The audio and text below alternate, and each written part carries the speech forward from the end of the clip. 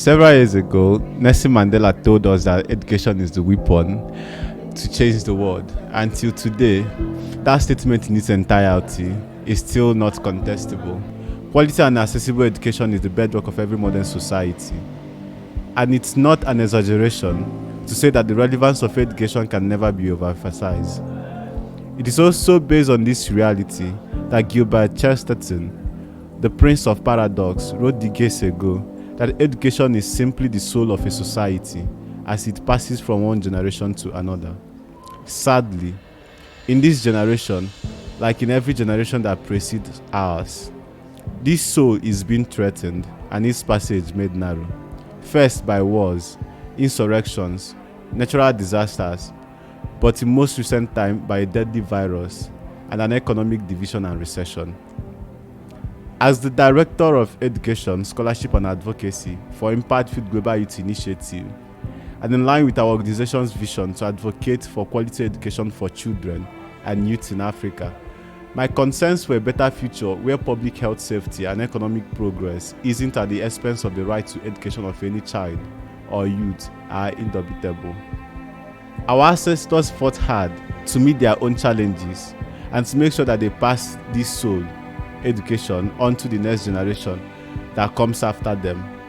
And that's what we must do. Fight. This responsibility led the United Nations General Assembly in 2018 to proclaim 24 January as the International Day of Education, in celebration of the role of education for peace and development. This year, as the world struggles to meet the challenges that the COVID-19 virus has created, the relevance of International Day of Education is more prominent than ever. It's more than just a generation for us now. It is a time for deep reflection and careful reconsideration. The United Nations Educational, Scientific and Cultural Organization, UNESCO, has pointed out that it is the time to power education by stepping up collaborations and international solidarity to place education and lifelong learning at the center of the recovery under the theme Recover and Revitalize Education for the COVID Generation. But this can't be efficiently carried out without the voices of the people it has robbed the most, the COVID generation. The voices of COVID generation matters a lot and must not be silenced. These voices are voices of hope for a more just society and better future. They are voices of resilience and strength in the midst of uncertainties. They are voices of tolerance and compassion in the face of the many wedges that divide us as a people. And finally, they are the voices of healing. Amplifying these voices is a major concern of Impactfield Global Youth Initiative, and it is what brought about Project Impactfield Voices of COVID Generation.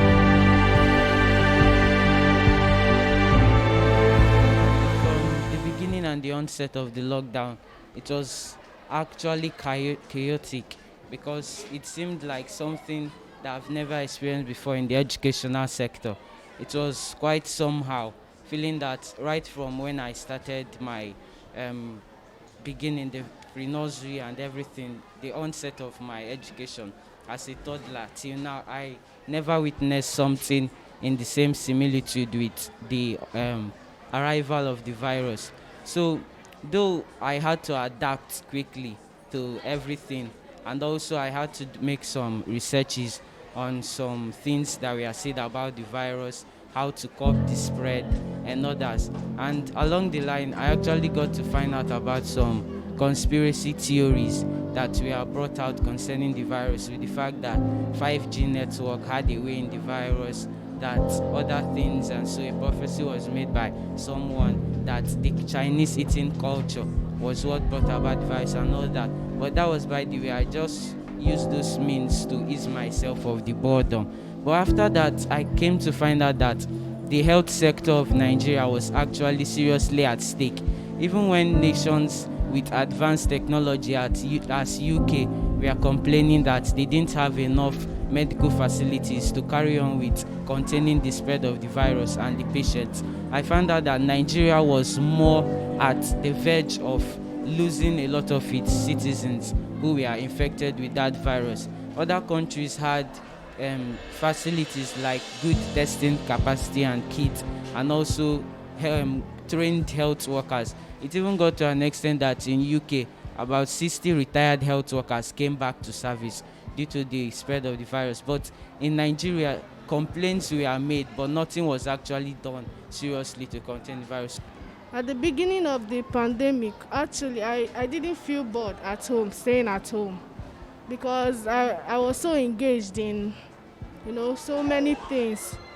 But it made me understand that in Nigeria now, I don't know if I'm wrong to say that in the educational sector, you are just free to establish any school of your own. Just open a room, bring out a room from your house, put on a signpost, and put students into that room.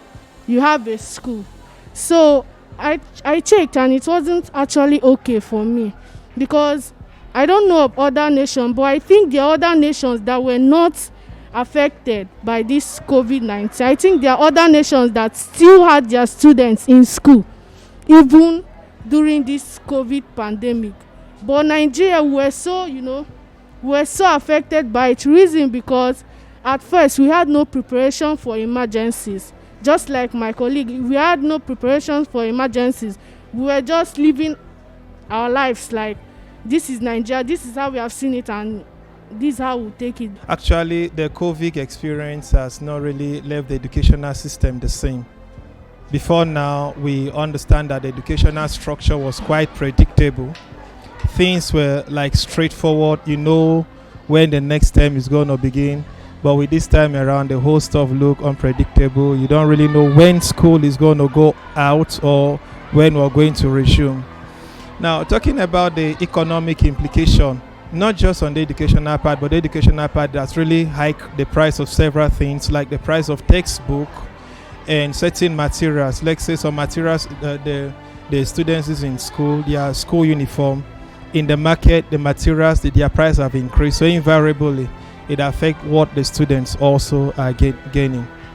Well, like they said, everything that has advantages also has certain disadvantages, For now, well, the situation has not really been that easy. Well, this COVID-19 has been very horrible for me and the country at large, in fact, the world at large. Well, the closure of schools, colleges, and university has a tremendous effect on the academic syllabus. Our school had to reschedule exams. Teachings had to go fast. It was hard for us to understand what our teachers taught us because they were trying to cover up their scheme and everything. But this COVID-19 really has done a lot to me and my family. I'm a very social person, but since the commencement of this lockdown and this COVID-19, it has been really hard for me to associate and communicate with my friends. I love going out to visit my friends, to pool, and I love going out, in fact. But after this COVID-19, I really stayed home. I even gained a little weight while staying home. So it really has done a bad thing to me. COVID-19 to me is like a monster that took lives. Whenever I turned on the news, lives from 300 to even rose to 1 million. Loss of lives around the world. It really got me emotional. As in these lives that are dying, when they are put into the field, they do great things. I mean, they can change the world, but they are no more because of this monster, this COVID-19. Due to the COVID-19 outbreak, we lost a lot of lives. A lot of things happened. Freedom of movement, security, but it also makes us to realize that we have a poor government in this country. I have few words to say, like, if the COVID-19 outbreak did not happen, we would have not known that the necessary measures that should be in school. But it made us to realize a lot of things. The COVID-19 outbreak made us to realize that the government is poor, and it made us not going to school, not making us for freedom of movement, and the economic was very poor out of that time. It made us stay at home. The lockdown was bad. We are not able to go out. My parents were not able to go out and look for our daily means. Starting from the lockdown, it came out like around March last year when school was still on. First of all, it brought about the close down of schools before the time it was supposed to be, and lockdown went on for about 6 to 7 months, which took students back in their academic curriculum and the timetable they were supposed to be using, like some topics and many things we were supposed to learn like 6 to 7 months ago are now being rushed on us within the space of 3 to 4 months, and it brings about maybe some students may not understand this and it will not help us academically. And secondly, about the economy, due to the lockdown and all the preventive measures they were taking up on coronavirus outbreak, it brought about maybe the importation of some goods into the states or the country. It made them delayed, which brought about some increase in the price. The COVID-19 showed that the government have not practicing good health, or have not provided good health facilities for us, because our hospitals and our social health centers have been seen as like is substandard, which means that we don't have enough facilities to sustain those who suffer from the COVID-19, and it has brought about deaths in some places like the north. I would say that when it comes to this coronavirus and the spread, I would say that it has to do with the disbelief of the citizens, because there is no adequate awareness about the virus, and even if the government is trying to educate more people about the virus, not much people believe in it. They don't see the reason why we should adhere to all the protocols. And during this lockdown we witnessed, I would say that apart from this coronavirus that killed so many people, including poverty virus has killed so many people during the lockdown, because when we went home, there are no facilities for how to live during those 6 months. We don't have food there. We can't go out to buy things, and those that are selling the goods are increasing their prices. They inflate the prices. Therefore, those who don't have enough money can't buy them.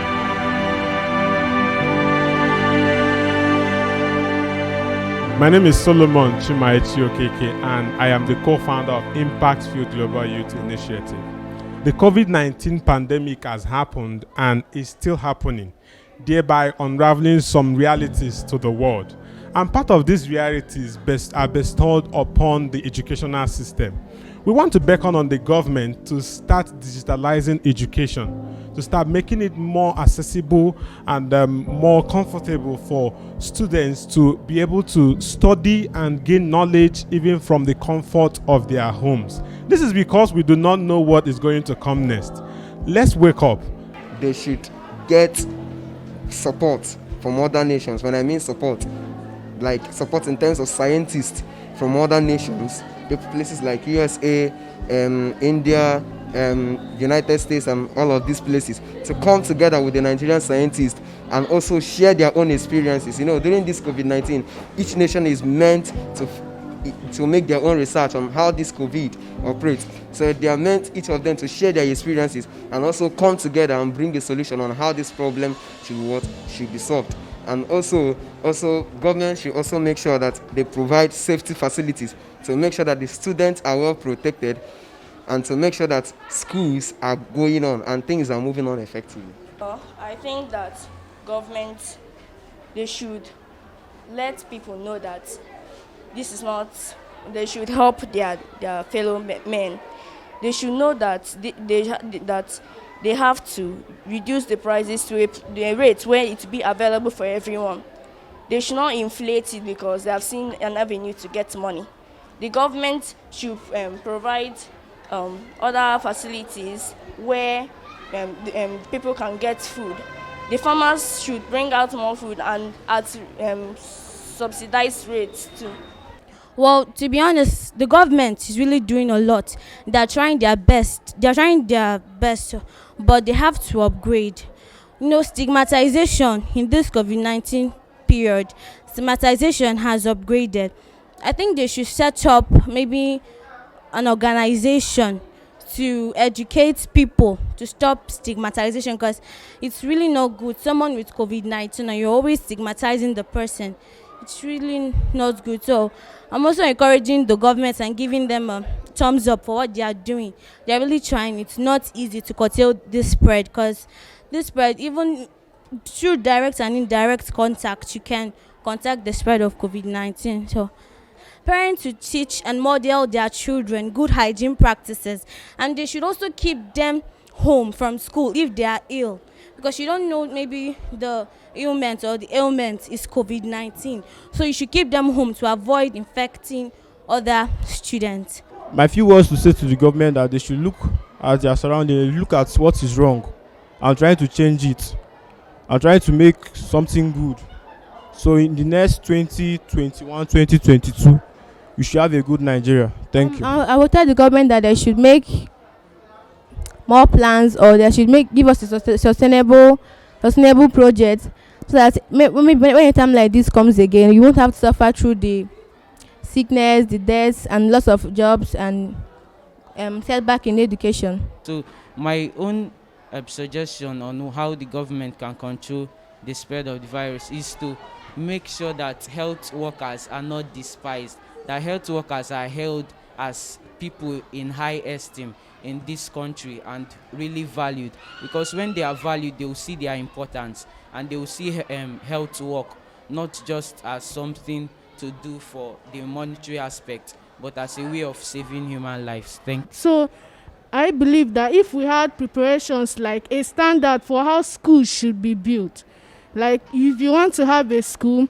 a class is not supposed to be up to 10, those standards that will strongly build our educational system. Thank you.